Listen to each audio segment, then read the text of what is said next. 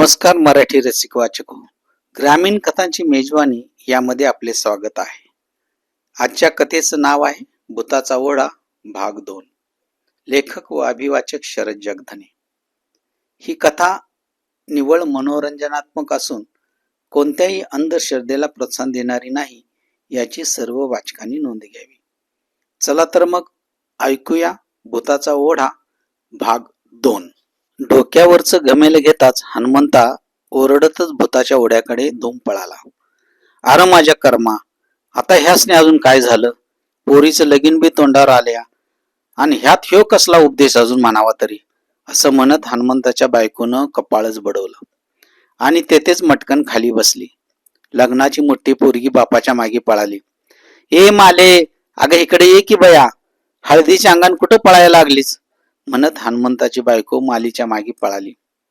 गावातील सगळे लोक हनुमंताकडे आश्चर्याने पाहत होते. गावातल्या 5-6 तरण्या ताठ्या पोरांनी भूताच्या ओढ्यातून धरून हनुमंताला घराकडे आणले. घरात येताच पुन्हा झुकांडी देऊन हनुमंता भूताच्या ओढ्याकडे ओरडत पळायचा. पुन्हा पोरं त्याला धरून आणायची, पुन्हा तो पळायचा. असे 4-5 वेळा झाल्यावर मात्र ती पोरं कंटाळली आणि हनुमंताला पुन्हा धरून आणण्याचा नाद त्यांनी सोडून दिला. हनुमंता दिवस रात्र त्या भूताच्या ओढ्यातच बसून राहत होता. त्याला घरी आणून बांधूनही पाहिले, परंतु त्याने हाताला हिसडे मारून हात रक्ताबंबाळ केले असल्याने नंतर त्याला मोकळेच सोडण्यात आले. त्यात घरी लगीन घाई असल्यामुळे हनुमंतावर काही उपचार करण्यासाठी देखील कोणाकडे वेळ नव्हता. लग्न पुढे ढकलून किंवा स्थगित करून देखील चालणार नव्हते. ठरलेल्या दिवशी हनुमंताच्या मुलीचे लग्न बापाविना पार पडले. मुलीचे कन्यादान आईनेच करून टाकले.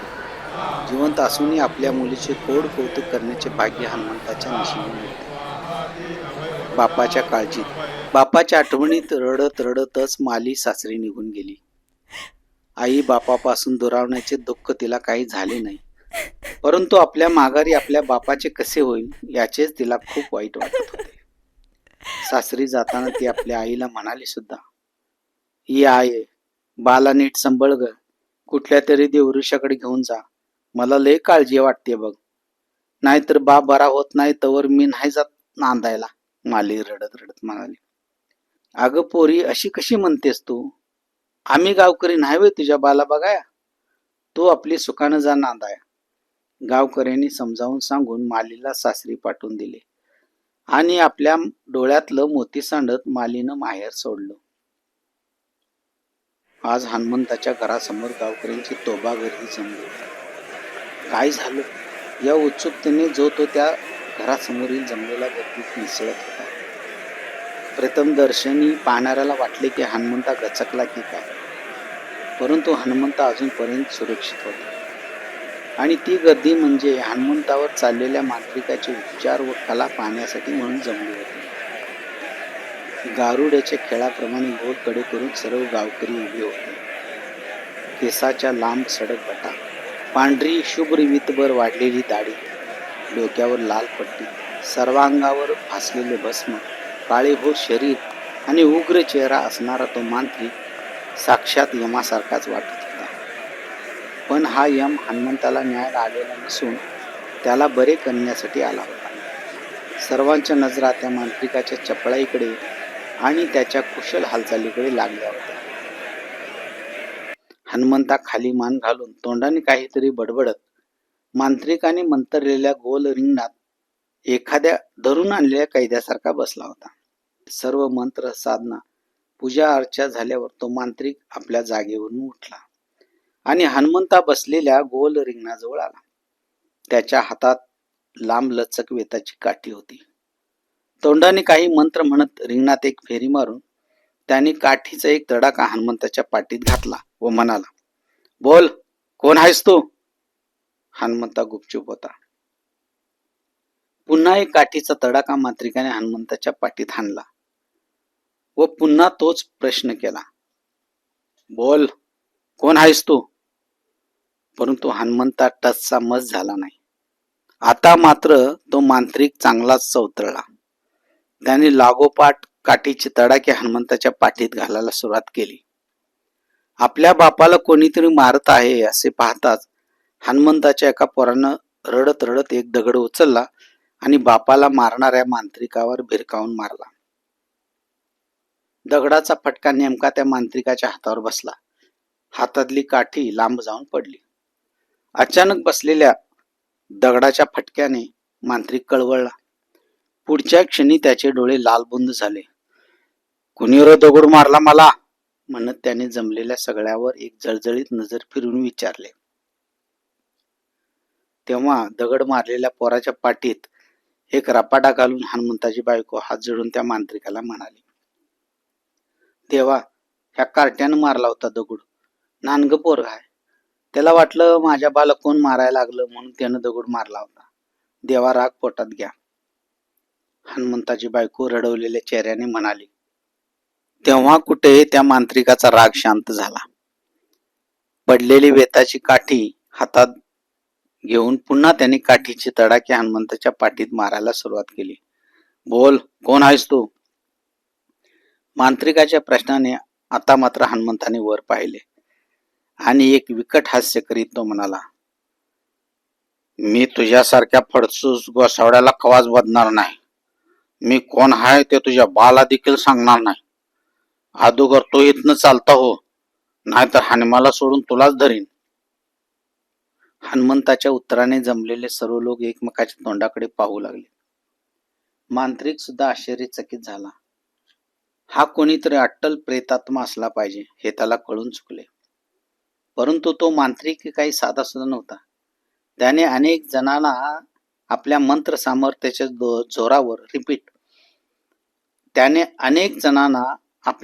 सामर्थ्याच्या जोरावर प्रत्यक्ष मृत्यूच्या दाढेतून बाहेर काढले होते. आपल्या प्रयोगाने हनुमंता काही उत्तर न देता आपल्यावरच गुरकावत आहे हे पाहताच मांत्रिकाने दुसरा प्रयोग करण्यास सुरुवात केली.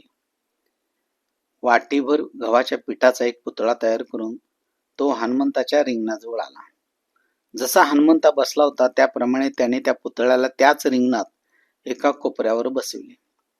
तोंडाने मंत्र म्हणत पिशवीतला एक लिंबू घेऊन चाकूने त्या पुतळ्याच्या डोक्यावर कापला व त्याच्या 2 फोडी पुतळ्याच्या आजूबाजूला ठेवल्या. लिंबू कापलेल्या त्याच चाकूने पुन्हा एक गोल रिंगण त्या पहिल्या रिंगणाभोवती ओढले. हातातला चाकू थैथे नाचवीत पुन्हा तो त्या पुतळ्याजवळ आला. आपल्या मंत्रोच्चारात खंड न पडू देता त्याने तो चाकू त्या पुतळ्याच्या गळ्यावर ठेवला आणि कोंबडा कापावा तसा तो चाकू त्या पुतळ्याच्या गळ्यावरून फिरवू लागला. त्याबरोबर हनुमंताने आपल्या दोन्ही हाताने आपला गळा जोरात दाबून धरला आणि मोठ्याने ओरडतच तो म्हणाला, मला कापू नका, मला कापू नका, लई दुखतोय, मी हनुमाला सोडून देतो. पर तू कोण आहेस ते अदुगर सांग, मांत्रिक म्हणाला. मी भूताच्या वड्यातला पठाण आहे, मला माफी द्या.